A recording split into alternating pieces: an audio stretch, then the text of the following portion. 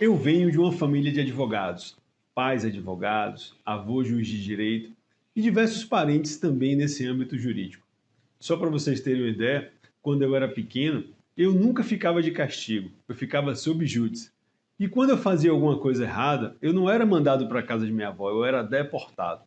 Isso é só para vocês terem uma noção de como os jargões jurídicos eles faziam parte da minha criação.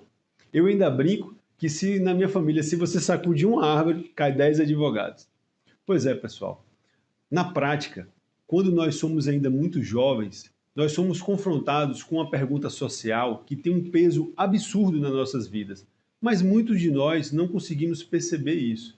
A simples pergunta: o que você vai ser quando crescer? Essa pergunta ela é muito forte. E aí, uma certa feita, quando eu já estava trabalhando como office boy, inclusive do escritório dos meus pais, minha mãe olhou no fundo dos meus olhos e falou assim: vejo em você um excelente advogado. Pronto. Estava ali formado mais um advogado na família. Eu olhava para o lado, via todos os meus parentes fazendo aquilo. Eu não tinha medo de trabalho, então qualquer coisa que fosse para poder conseguir rentabilizar, eu conseguiria trabalhar. Via que o escritório tinha honorários significativos, então estava ali traçado o meu caminho. E acabei fazendo a mesma coisa que os lobos jovens fazem. Cacei junto com a minha matilha. Então, há 10 anos, eu me tornei um advogado bem-sucedido. Eu tinha nesse momento uma visão equivocada do que era ganhar dinheiro, do que era uma profissão. Eu achava que profissão era algo que se fazia de segunda a sexta-feira, gerava-se dinheiro para gastar no final de semana. O quanto equivocado eu estava, né, de pensar dessa forma. Na verdade, uma profissão ela vai muito além de toda essa questão de somente gerar dinheiro. O dinheiro ele é apenas um dos indicadores que você está no caminho certo. Mas, na verdade, uma profissão é uma oportunidade que você tem de, durante o seu dia, exercer por mais tempo o seu propósito. Então, a gente acaba não percebendo, mas a escolha pelo trabalho ela é super importante, porque muitos de nós acaba não entendendo, não conseguindo sentir isso, mas a maioria de nós mora no trabalho e dorme em casa. Mas aí eu pergunto para vocês, e se tirassem essa condição de médico, de professor, de pedreiro, de advogado, de dona de casa? Quem é você de verdade? Indivíduo único do universo. Você sabe quem é? Quando alguém lhe pergunta quem você geralmente responde com a nomenclatura da sua profissão. É o que é normal para a sociedade. A pessoa pergunta, você fala: eu sou um médico, um professor, um pedreiro. Mas quem é você de verdade? Você sabe quem você é? E aí, eu vou pedir permissão para vocês agora para poder me apresentar como eu me vejo hoje. Meu nome é Brandão Freire, eu sou uma pessoa que procuro todos os dias ser um essencialista.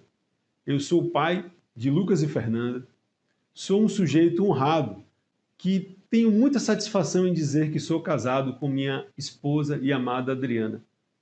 Eu sou uma pessoa que tem no meu vocabulário as palavras empreender e viver como sinônimas.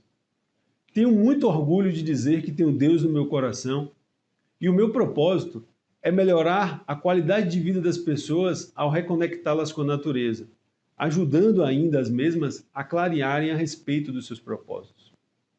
Sem dúvidas, eu sou uma pessoa que vivo diariamente o meu propósito. Essa é minha melhor definição. Mas o que eu queria trazer para vocês é que eu entendo que o propósito, ele tem que ser vivido diariamente. Você precisa encontrar o seu propósito. Mas o que ocorre é que a sociedade, ela impõe uma série de competições e nós não percebemos isso. Em todos os cantos, a sociedade tenta fazer com que todos nós sejamos iguais, quando na verdade nós somos pessoas diferentes, constantes e completamente imutáveis. O maior exemplo disso foi as Olimpíadas de Tóquio, que aconteceu alguns meses atrás. Ao assistir às Olimpíadas, nós conseguimos perceber que diversas modalidades têm um biotipo preponderante. Se você observar, dificilmente uma pessoa de baixa estatura ela vai se destacar em uma quadra de basquete. Assim como uma pessoa que seja muito forte e pesada, ela vai ter dificuldades em ser um jockey, em fazer o seu cavalo ter o melhor resultado em uma pista de hipismo. Então, não é que existam pessoas com uma determinada, sejam determinadas a exercer uma determinada atividade, um tipo de atividade. Mas a mesma coisa acontece com as pessoas em suas atividades profissionais. Nós possuímos um perfil comportamental que faz com que nós façamos uma determinada atividade com muito mais facilidade ou não. Então, é necessário você analisar quais são as suas habilidades, quais são as suas competências, quais são as suas limitações, para poder você escolher uma atividade e que você possa fazer isso com muito mais facilidade. Como eu falei, não é que exista pessoas determinadas a fazerem atividades pré-estabelecidas, não é isso. Mas é como um biotipo, é como lá na Olimpíada. Se você tem certas habilidades, você vai ter muito mais facilidade com a atividade A, B ou C. Eu gostei tanto desse tema que também me formei analista de perfil comportamental. E quando eu fiz essa formação, eu consegui compreender que todos nós somos muito diferentes. E essa é a beleza da coisa. E eu entendi também que nós não podemos nivelar as pessoas pelo mesmo nível de avaliação. Como bem diz Albert Einstein, todos nós somos um gênio. A diferença está justamente quando ele fala que se você fizer avaliar um peixe pela capacidade dele subir numa árvore, ele vai passar a vida toda achando que é um estúpido. Então, se você parar para analisar, um macaco vai subir uma árvore com uma velocidade incrível, enquanto um peixe ele não consegue fazer isso. Agora, se você botar um peixe para nadar, ele vai fazer essa atividade de uma maneira infinitamente mais rápida do que um macaco. Então, pessoal, a grande diferença está em você se conhecer. As pessoas, elas muitas vezes não sabem quem são, não sabem de onde vêm ou então para onde vão. O autoconhecimento, ele é de extrema importância para poder você encontrar o seu propósito. Então, a forma de você elevar esse nível como é que eu vou dizer assim, de conhecimento, de autoconhecimento, é justamente fazer a análise inversa. Quais são as atividades que lhe dão satisfação pessoal? Quais são as atividades que fazem com que você desempenhe aquela atividade de maneira mais fácil, mais sem tantas dificuldades, né? Então, assim, não existe um caminho errado, existe o seu caminho. A faculdade de Direito que eu fiz, né, porque depois eu me tornei um jardineiro. Hoje, se a sociedade, se forem me perguntar quem você é e eu for responder, ao invés de como eu respondi agora há pouco, como eu me apresentei para vocês, se eu for responder com a nomenclatura da minha profissão, eu sou um paisagista, eu sou um jardineiro, eu sou um advogado promovido a jardineiro. Então, a faculdade de Direito lá atrás, ela me foi útil e é útil até hoje. Foi lá que eu aprendi com professores de filosofia, ao citarem Heráclito, né, filósofo pré-socrático, conhecido como o pai da dialética, que nenhum homem pode se banhar duas vezes no mesmo rio, porque da segunda vez o rio já não é mais o mesmo, tampouco o homem. Da mesma forma que nas lições deixadas pelo nosso conterrâneo e sábio jurista Rui Barbosa, ao falar sobre a isonomia, quando ele dizia que a igualdade é tratar desigualmente os desiguais. Então, essas duas frases, elas se completam, no sentido de que somos completamente diferentes uns dos outros e somos ainda constantemente mutáveis. Então, eu pergunto a vocês, se somos tão diferentes e mutáveis, por que ao escolhermos uma profissão, devemos fazê-las para o resto de nossas vidas? Onde está escrito isso?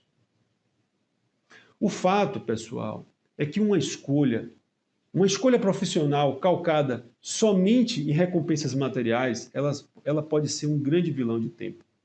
Enquanto uma escolha com base em prazer, em satisfação pessoal, ela pode alavancar a sua carreira para estágios inimagináveis. Essa é a grande realidade. E nos dias atuais, abrir mão do tempo que já se gastou para poder percorrer um outro caminho pode parecer loucura, pode gerar medo, insegurança na maioria das pessoas. Mas o que acontece nessas situações? A comodidade faz com que as pessoas peguem os seus sonhos e coloquem como algo secundário. Faz com que o status social e a estabilidade gerem muitas vidas rasas e superficiais. É isso que acontece. E o que acontece quando você adapta o seu perfil comportamental para poder exercer uma atividade que não está em sintonia com o seu propósito, para poder você ser uma pessoa que não é. Naturalmente você não é aquela pessoa. Você gasta energia, você chega no final do dia em casa cansado. Entender quem somos, entender os nossos pontos fortes e os nossos pontos fracos, faz com que a gente canalize a nossa energia na direção do nosso foco. E isso é muito importante. Uma dica que eu dou para vocês, para poder elevar o seu estado a um nível maior de propósito, é fazer justamente uma análise inversa. Analisar quais são as atividades que você tem prazer em fazer. Geralmente essas atividades, elas vão estar em sintonia com o seu eu de verdade. Mas e como ser feliz na vida? Como encontrar essa felicidade? Vivendo de forma plena. E como viver de forma plena? Encontrando o seu propósito de vida.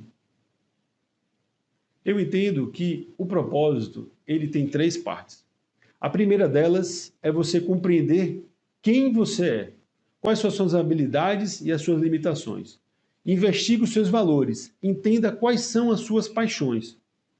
Após compreender quais são essas paixões, quais são os seus princípios, passe a viver de acordo com eles. É inegociável abrir mão dos seus princípios. Esse é o primeiro ponto. O segundo ponto é quando você ignora que a sociedade é competitiva. Imagine que não se critique pelo fato de você estar dançando numa pista, que alguém pode falar mal, que você não dança bem e tal. O que você precisa fazer é fechar os olhos, deixar a música entrar pelos ouvidos, correr toda a sua cabeça e você dançar do jeito que você quiser. Não aceite críticas. Tape os seus ouvidos para isso. Você é um indivíduo único. Então não importa como você vai estar dançando na pista. O que importa é que você vai estar se divertindo.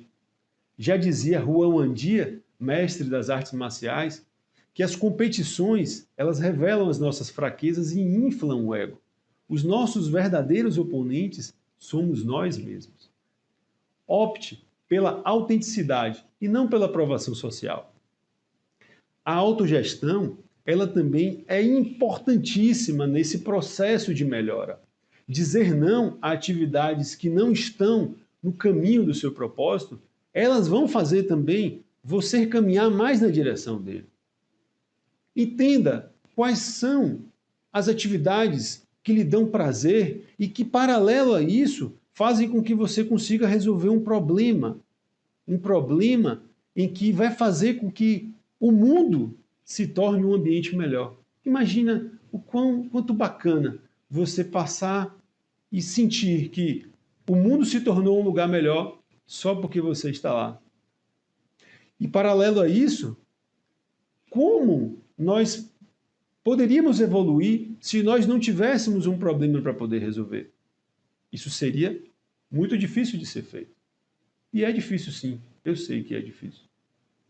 Mas a derrota é o nosso maior mestre. É o momento em que nós entendemos quem verdadeiramente somos. E é na vitória que não devemos nos sentir superiores, não devemos nos sentir soberbos, nem melhores do que ninguém. E quando a gente consegue achar o nosso propósito, o que a gente precisa fazer? A gente achou e a gente começa a viver com base nos nossos princípios, e aí a gente entra no terceiro ponto. O terceiro ponto, ele visa você usar todo esse conhecimento adquirido para poder servir as pessoas. Servir as pessoas para poder fazer com que elas alcancem as suas melhores versões. Aí, quando isso acontece, a coisa se fecha. E você consegue sentir a magia da coisa. Porque, como eu falei das derrotas e das vitórias, não existe uma limitação para poder você viver isso. A maior tarefa terrena, no meu ponto de vista, é você compreender quem você é, depois você faz a sua autogestão, depois você parte para servir, e aí depois que você vive isso todos os dias, você tem a missão de amplificar essa mensagem, como nós estamos fazendo aqui. Amplificar essa mensagem para um nível extraordinário, para que as pessoas consigam saber que existe uma vida além desse encontro. E uma vida muito prazerosa, eu posso dizer isso para vocês. Então, eu peço de coração que quem assiste esse momento, que possa pelo menos ter compreendido que a direção certa não é para frente, e sim para dentro. Cada vez mais para dentro de nós mesmos.